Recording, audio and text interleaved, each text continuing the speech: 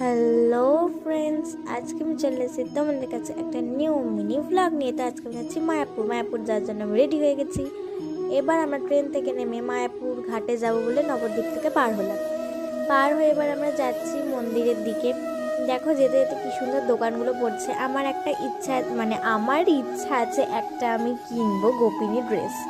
তো এই যে মন্দিরগুলো দেখো, প্রথমে এই মন্দিরটা আমাদের পড়েছে টোটো করে যাওয়ার সময়। এই যে আমরা মন্দিরে ঢুকছি, এখনও মন্দিরটা তৈরি হচ্ছে। সেই ছোটোবেলা থেকে আমি দেখছি যে মন্দিরটা তৈরি হচ্ছে, কিন্তু কবে যে তৈরি হবে শেষ হবে কী জানি, পুরোটা যে কবে দেখতে পাবো কী জানি, বুঝতেই পারছি না।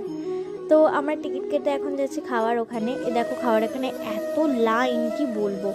এই দেখো ট্রেন থেকে যখন আমরা নামছি মায়াপুর স্টেশনে, তখন আমার একটা আন্টি ওভাবে ব্যাগটা কেটে ফেলেছে একটা চড়ে।